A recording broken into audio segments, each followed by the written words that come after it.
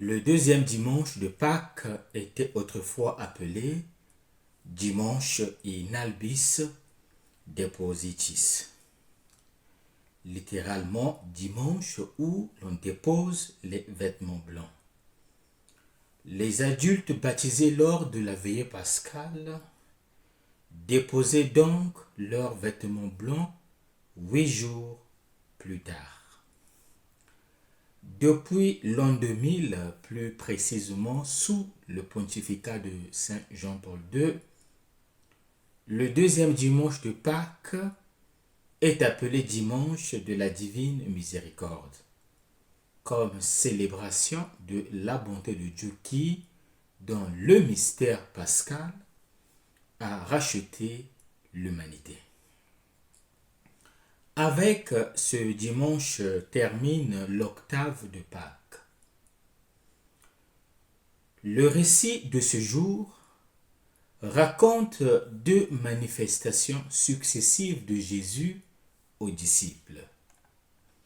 La première a lieu au soir du premier jour de la semaine, le même que celui de la découverte du tombeau. La seconde a lieu 8 jours plus tard.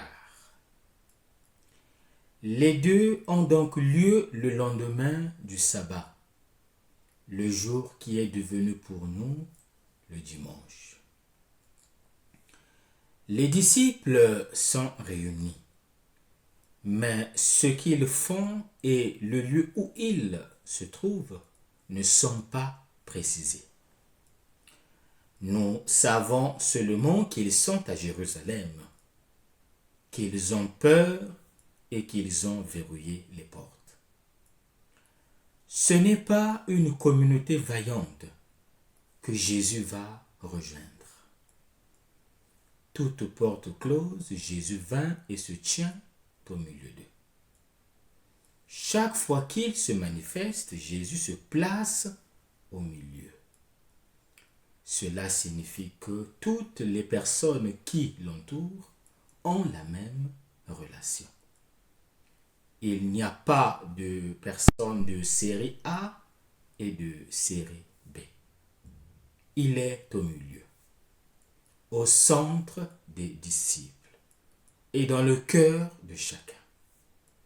Il est la lumière qui dissipe les ténèbres, l'amour qui chasse toute crainte. Là où régnait la mort, il y a maintenant le vivant. Thomas n'était pas présent quand Jésus vint. Les autres disciples lui disaient, « Nous avons vu le Seigneur. » Mais il déclara, « Si je ne vois pas dans ses mains la marque des clous, si je ne mets pas mon doigt à l'endroit des clous, si je ne mets pas la main dans son côté, non, je n'y croirai pas. » 8 jours plus tard, nous dit le narrateur, Jésus vint à nouveau. Même enfermement, même salutation, la paix soit avec vous. Cette fois-ci, il interpelle Thomas et lui propose de faire ce qu'il réclamait. Toucher et voir pour constater et croire. La scène qui a comme protagoniste Thomas se déroule en présence des autres disciples qui, cependant, ne sont impliqués que par le salut initial avec lequel Jésus s'adresse à eux. La dynamique avec laquelle le ressuscité se présente est toujours la même, montrant ainsi qu'elle représente une logique non seulement narrative, mais théologique de cet évangile. dont les aspects saillants sont la laconicité descriptive de la façon dont il entre. Il se met au milieu du groupe et enfin il les salue. En entrant, Jésus s'adresse directement à Thomas, démontrant au lecteur qu'il est revenu pour le rencontrer précisément. L'intervention du ressuscité est décrite par 5 verbes à l'impératif. Mets ton doigt, vois mes mains, avance ta main, mets-la dans mon côté, cesse d'être incrédule. Dorénavant, sois croyant. Les domaines sur lesquels Jésus porte son attention sont les mêmes que ceux auxquels Thomas s'était référé. Les mains et le côté. Le dernier impératif, cesse d'être incrédule, mais sois croyant, est un commentaire qui exhorte à passer de la position irréductible initiale, je n'y croirai pas, à une adhésion de foi. Bien que le verbe croire se répète fréquemment dans le 4e évangile pour indiquer à la fois l'absence de foi et le rejet, l'adjectif correspondant à incrédule comme son antonyme croyant ne sont utilisés que dans ce récit. La parole du ressuscité invite le disciple à adopter l'attitude contraire à celle qu'il a déclarée précédemment. Si je ne vois pas dans ses mains la marque des clous, je n'y croirai pas. Qu'est-ce qu'il doit croire? Il doit croire que Jésus est ressuscité. Le but de la rencontre répond à l'objectif pour lequel le 4e évangile a été écrit. Beaucoup d'autres signes fit Jésus en présence de ses disciples, mais ils n'ont pas été écrits dans ce livre. Ceux-ci ont été écrits pour que vous croyiez. Pour faire bref, la réaction de Thomas a quelque chose de très positif. Elle est le signe que le croyant ne doit pas être crédule. La foi a une dimension personnelle.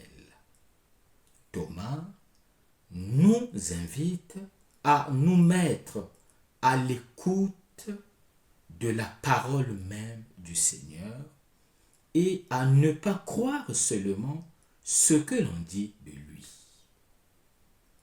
Ce n'est pas un hasard si Thomas n'était pas présent pour la première fois lorsque Jésus vint rencontrer les disciples. Thomas est celui qui manque à l'appel du Père. Il est le fils prodigue, errant dans les voies de sa volonté solitaire. C'est la brebis perdue. Thomas, le disciple absent, représente déjà ces futurs disciples qui vont rejoindre la communauté après la manifestation du Seigneur. Thomas, c'est le pécheur pour qui l'esprit du pardon est répandu, mais il n'est pas.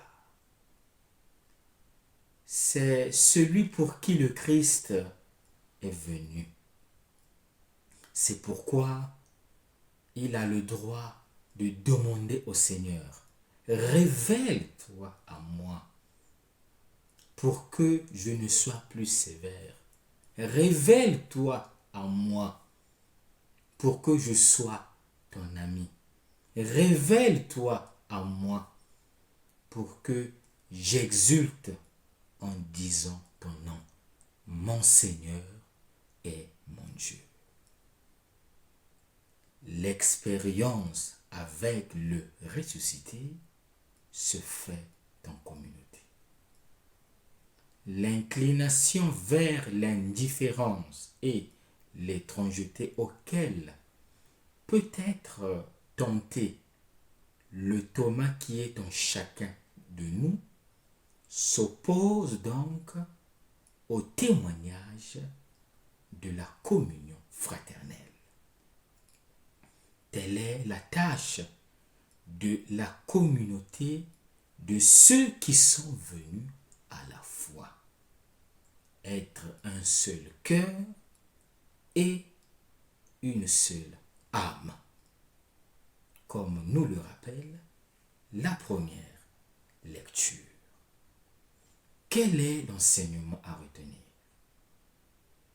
Lors de la rencontre avec les disciples, Jésus se fait connaître comme le Seigneur et leur demande de prolonger sa mission avec les dons et les pouvoirs qui l'accompagnent.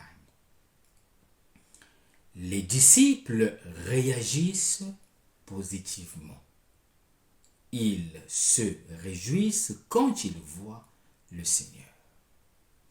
Ce tableau optimiste est complété par un second, dans lequel les résistances et les doutes face à l'événement de la résurrection sont concentrés dans la figure de Thomas, l'un des 12.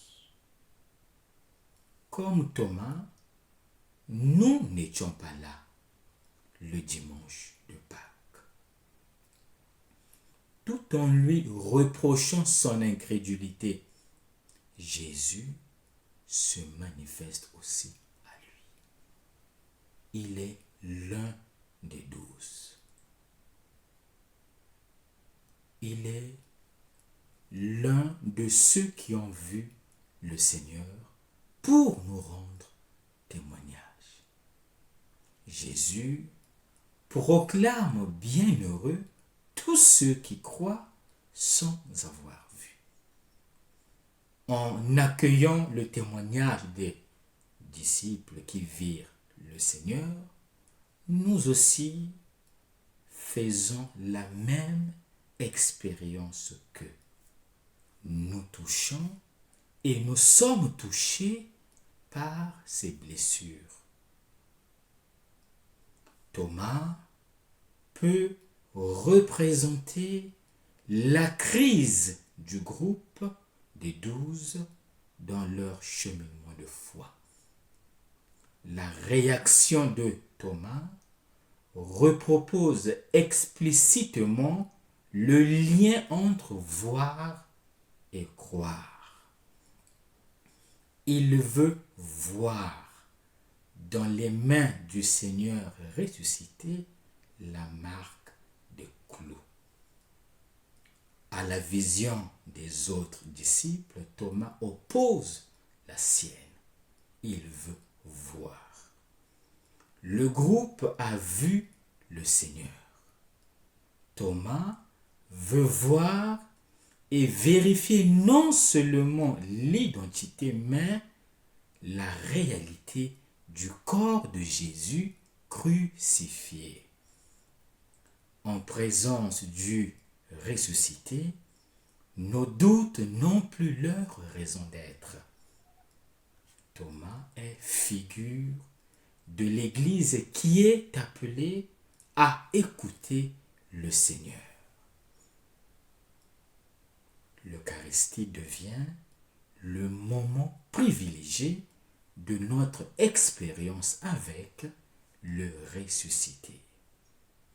Notre expérience avec Jésus ressuscité, comment la vivons-nous? Si nous nous plaçons aux côtés des autres, nous cultiverons la confiance. Si nous nous éloignons de la communauté, nous ferons malheureusement l'expérience de l'isolement et germera en nous la semence de la division et de la méfiance. Que nous reste-t-il à faire? Il ne nous reste plus qu'à conjuguer le verbe être. Le Seigneur est toujours présent dans la communauté qui célèbre sa parole. Notre foi est fondée sur le témoignage des autres, car notre culture est basée sur le témoignage des autres, c'est-à-dire tout ce que nous avons appris, nous l'avons appris des autres. Si nous ne croyons pas en leur témoignage, nous n'en ferons jamais l'expérience. Si nous nous fions à tout ce qu'ils disent, nous pourrons voir et rencontrer le Seigneur. Ainsi, à travers la parole, nous avons la même expérience que les personnes qui ont rencontré le Christ et qui nous communiquent sa parole. Bon dimanche à tous et que Dieu vous bénisse.